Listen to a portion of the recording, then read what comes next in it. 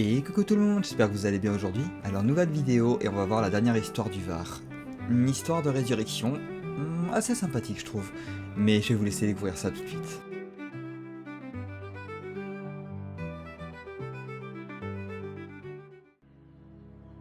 Une dernière histoire dans le Var et nous allons pouvoir découvrir que la jalousie peut prendre bien des formes ainsi que des apparences.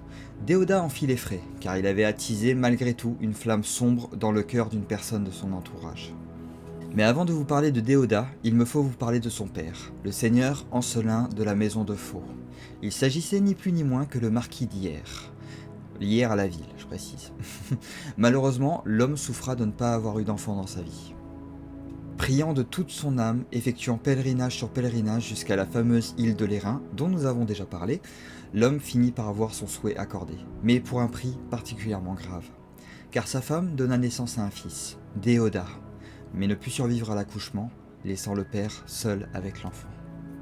L'homme finit avec le temps par épouser une nouvelle femme qui lui donna d'autres enfants, et c'est là que la flamme sombre s'alluma, car Déodat, premier-né, était de facto l'héritier légitime de son père.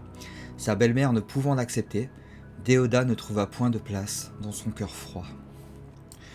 Le jeune homme était pourtant quelqu'un de bon, tant dans sa vie que dans ses actes, mais ne put jamais, malgré tous ses efforts, se faire apprécier par sa marâtre, qui finit par concocter un plan pour le mettre définitivement à l'écart. Un jour, sans prévenir, elle se mit à crier, et lorsque tous accoururent, tant son mari que les domestiques, elle pointa un doigt lâche sur le jeune homme et l'accusa d'avoir voulu porter atteinte à sa vertu. Le sort fut sans appel, et son père donna l'ordre qu'on l'attache et qu'on le jette dans la mer. Mais avec le temps, la femme finit par avoir des remords, et confesser son crime auprès de son époux. On fit des obsèques dignes d'un prince, malgré l'absence du corps, mais jamais la souffrance ne s'estompa. Jusqu'à ce qu'un moine se présente aux portes de leur domaine, annonçant qu'il conduirait Ancelin jusqu'à son fils.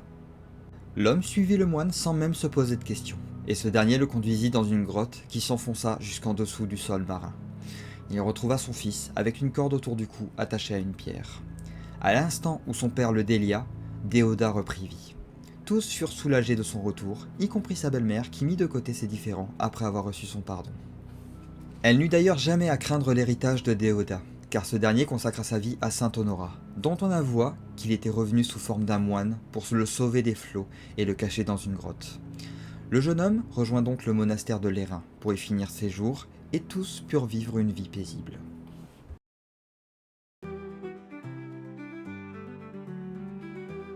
Et voilà qui met fin à cette série d'histoires dans le Var. J'espère qu'elles vous auront plu et que vous aurez passé un bon moment. Je vous retrouve dans les prochaines vidéos avec 2 nouvelles découvertes que vous m'avez partagées, ainsi qu'un petit hors-piste et bien entendu l'épisode 3 du bestiaire français. Mais d'ici là, je vous dis à demain pour la suite de Chronicle of the Wolf où nous retournons chasser la bête du Gévaudan.